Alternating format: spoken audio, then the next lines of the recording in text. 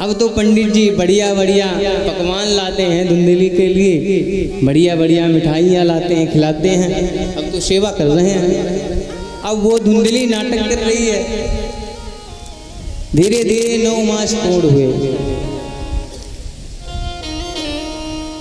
सर्वप्रथम में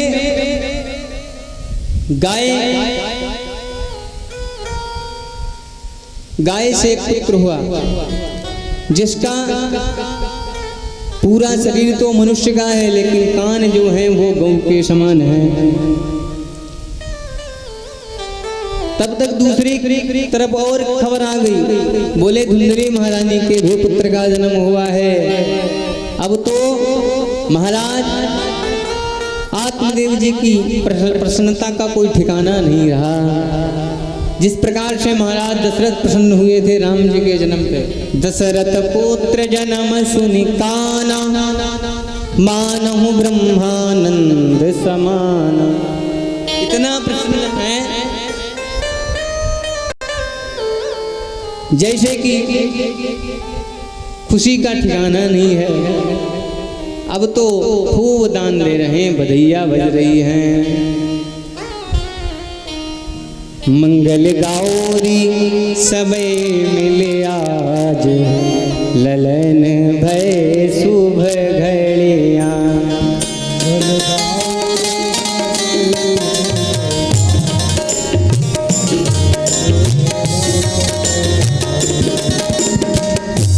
अब तो इतना प्रश्न है, सारे मोहल्ले की देवियां आ रही है, बधाई बट रही है, बधाई बांटी जा रही है, बधाई गाई जा रही है। इतना प्रसन्न है।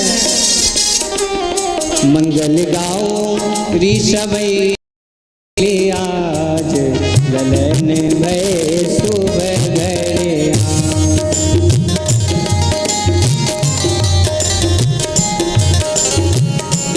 भय शुभ घड़िया, ललन भय शुभ घड़िया, ललन भय शुभ घड़िया।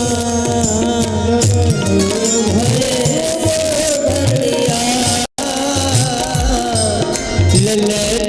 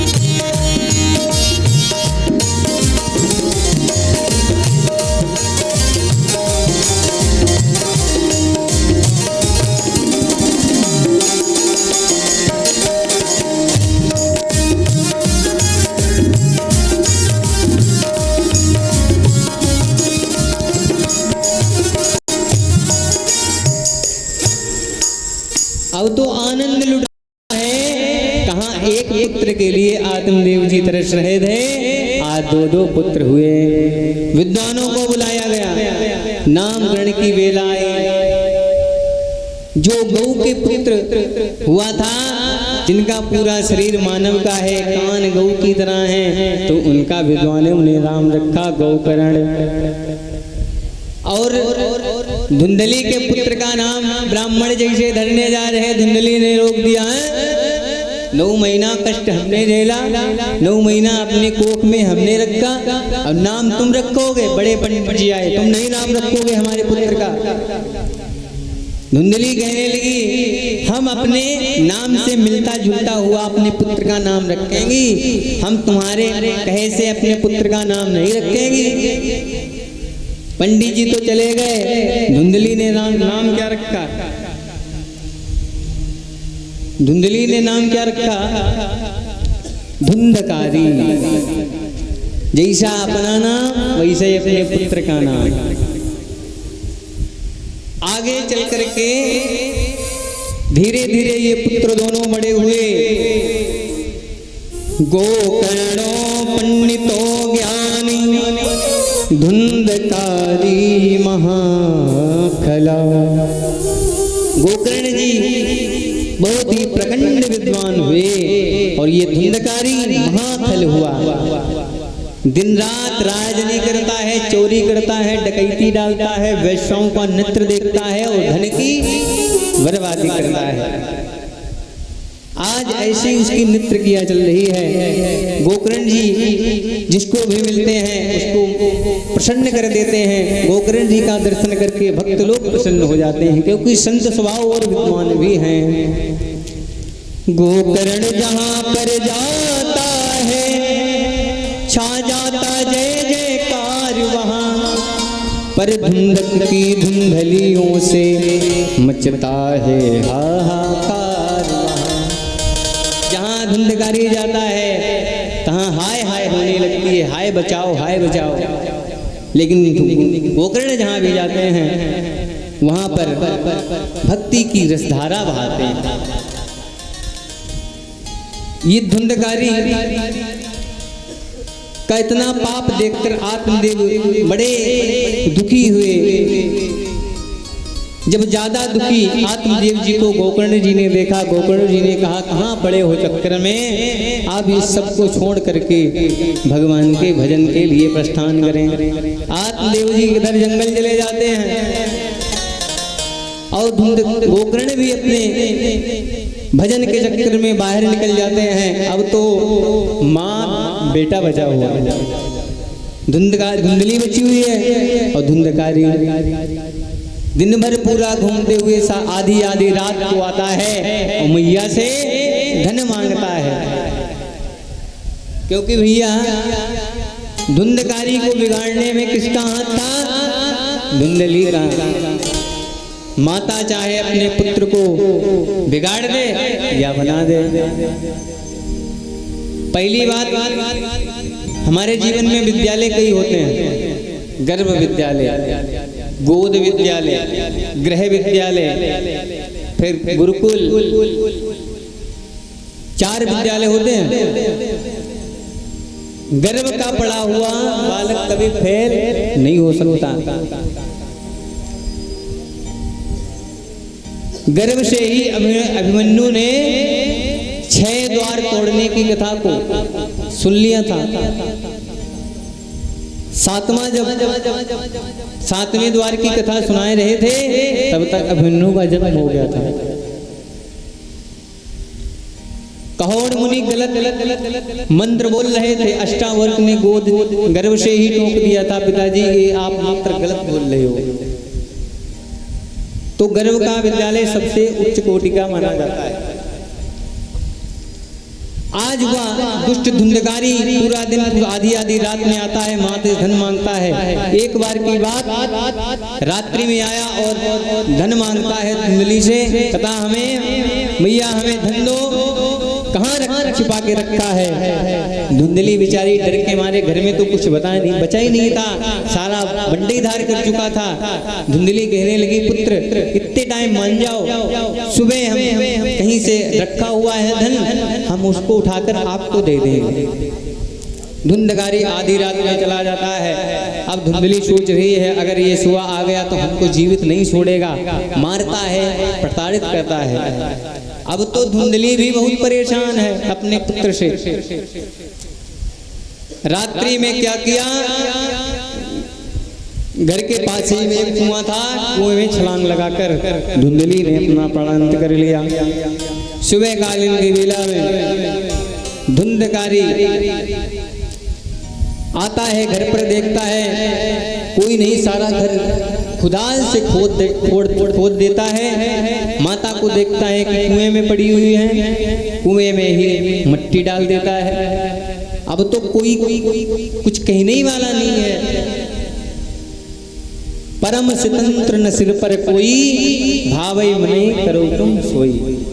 कोई कुछ कहने ही वाला नहीं है, तो स्वतंत्र हो गया पूरी तरह से। वैश्याओं के साथ पूरा दिन रहता है, चोरी करता है, डकैती डालता है। चोरी डकैती का जो माल है सारा वैश्याओं को देता है।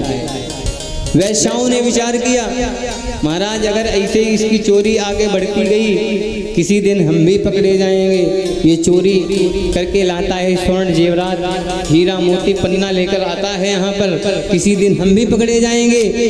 सारी वैश्याओं ने मिलकर षड्यंत्र रचा, खूब मदिरा पान कराया धुंधकारी को।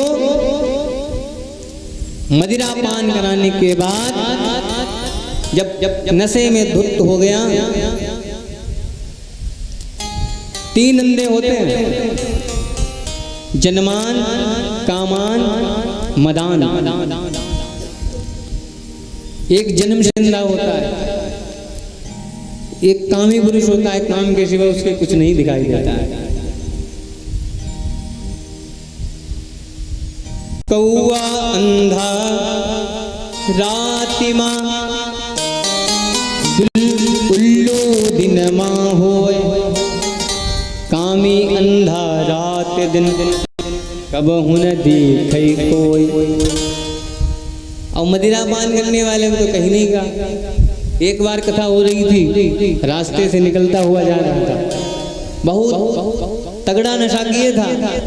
एक खंबे से टकराया जाता है और खंबे के सामने हाथ खड़ा होता है, देवी की क्षमा करना, गलती हो गई। तब तक किसी आदमी ने बताया, महाराज ये तो खंबा है, ये देवी नहीं है। ठीक है, मालूम है, और आगे चला। तब तक वास्तविकता में एक स्त्री से टकरा जाता है। अब तो उसने कहा कि रास्ते में पता नहीं कहाँ लोग खंबे गाड़ गाड़ते हैं, कुछ समझे ही नहीं आता। उस स्त्री ने खींच के थप्पड़ मारा, सारा नशा दूर हो गया। तो ऐसे होते हैं मदान, मदिरा पीने वाले। अब तो ज्यादा नशा हो गया धुंधकारी को, कोयले के अंगार लिए मुख में डाल दिए, गला घोंट करके उस धुंधकारी का प्राणांत कर दिया। बोलो राधे राधे। धुंधकारी का प्राणांत हुआ। धुंधकारी महाभयानक प्रेत योनि में चला गया, बहुत दिन विचरता रहा। तब तक गांव में श्री गोकर्ण जी महाराज आते हैं। उन्हें जैसे ही घर में प्रवेश करना चाहा तो घर पर देखा घास फूस जमी हुई है, सारा घर उजड़ा पड़ा हुआ है। घर में ही जैसे प्रवेश किया, अलग अलग तरीके की आवाज आ रही, सुगर भैंसा बकरा के रूप में आवाजें आ रही हैं। जल का छींटा लगाया, बोले कौन हो? आवाज आई, हम आपके भाई धुंधकारी हैं, हमारे साथ ऐसा हुआ, सारा चरित्र बताया। गोकर्ण जी ने कहा ठीक है। उसकी मुक्ति का साधन उपाय करने के लिए गोकर्ण जी गए प्रयाग में अस्थियां दान की। सब कुछ किया, लेकिन उसको मुक्ति नहीं मिली। अब उसकी मुक्ति का कोई उपाय नहीं मिल रहा था। भगवान सूर्य नारायण को याद किया। सूर्य नारायण को जल अर्घ देख करके भगवान सूर्य का प्रकट हुआ। बोलिए सूर्य भगवान की जय। सूर्य भगवान का प्रकट हुआ और सूर्य भगवान ने सारा वृत्तांत बताया। अगर इसको प्रेत आत्मा से मुक्त करना है तो श्रीमद् भागवत की वार्ता श्रवण कराएं, क्योंकि उसी भागवत की कथा से ये तरुण हो सकता है। अब तो गोकर्ण जी ने खुद व्यास के रूप में बैठ करके धुंधकारी को 5-7 गांठ के खंबे पर आसन दे दिया और कथा प्रारंभ हुई। पहले दिन कथा हुई, प्रथम गांठी टूटी। दूसरे दिन की कथा हुई, द्वितीय गांठी टूटी। इसी तरह से 7 गांठें टूट जाती हैं। वह धुंधकारी महान प्रेत वो विष्णु रूप पाकर सामने प्रकट हो जाता है। बोलिए नारायण भगवान की जय हो। कथा श्रवण करके वहाँ भयानक प्रेत आत्मा भगवान के स्वरूप में प्राप्त हुई। अब तो भागवत की जय जयकार होने लगी। प्रेम से बोलिए भागवत भगवान की जय हो। आइए 2 बार नाम बोले, इसके बाद आप सभी लोग, आज प्रथम दिन था, कल से आप लोगों को बड़ी सुंदर पावन चर्चा श्रवण करने को मिलेगी। अभी 1 आध दिन तो नीरस है, फिर आगे रस ही रस है। ठीक है, तो सब लोगों को अधिक से अधिक संख्या में आना है। भगवान की इस पावन चर्चा को श्रवण करके अपना मानव जीवन के साथ चलना है। सब लोग मिलकर बोले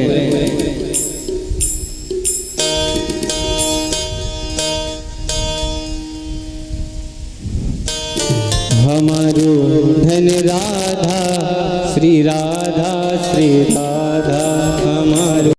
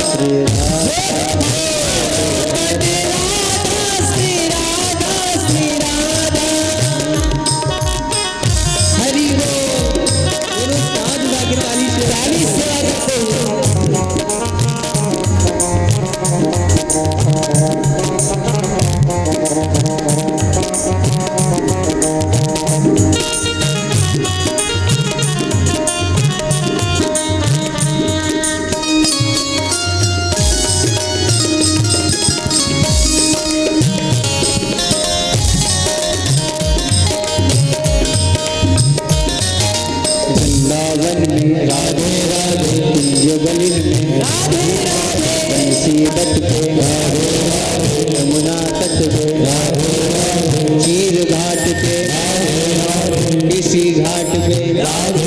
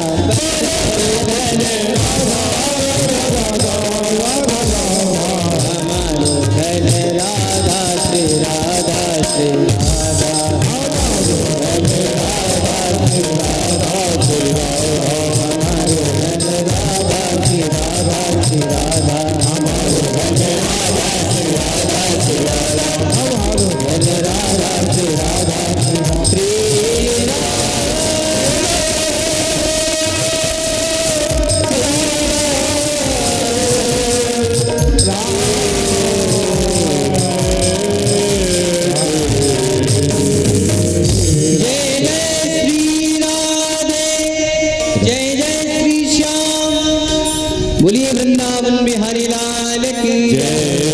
राजस्थान आप लोग खड़े हो जाएंगे, भगवान की पावन आरती।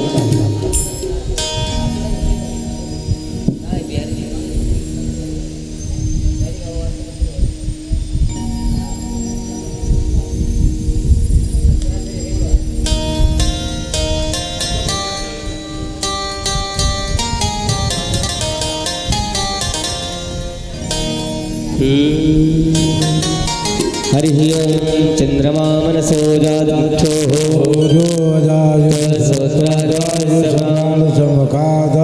जायत आरती कुंज बिहारी की श्री गिरधर कृष्ण मुरारी की।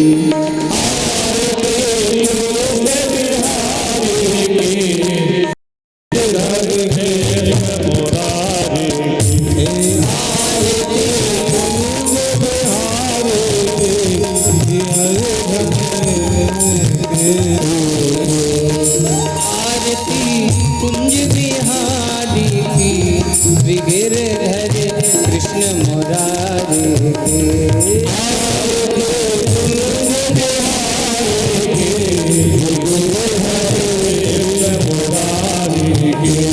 गले में बैजंती माला,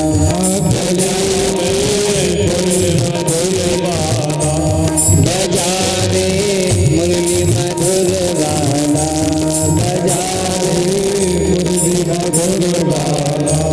श्रवण में कुंडल झलकाना,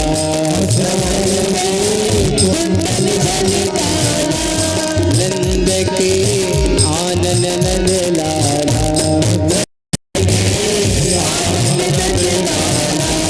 गगन सम अंक सभी गोप कुमारी की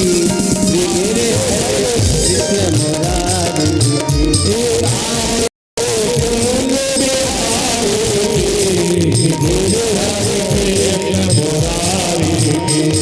यमन से रही गंगा,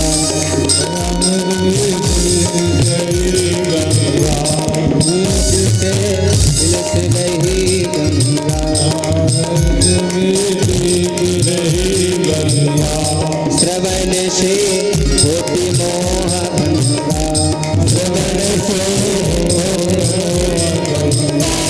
जटा के बची शिव जटा के बची साधिका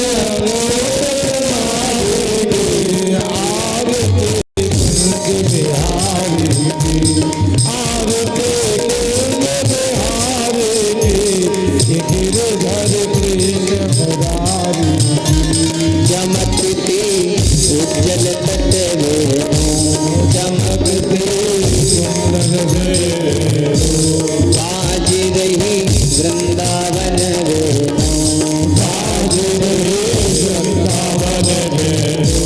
चहु दिशि गोपकाल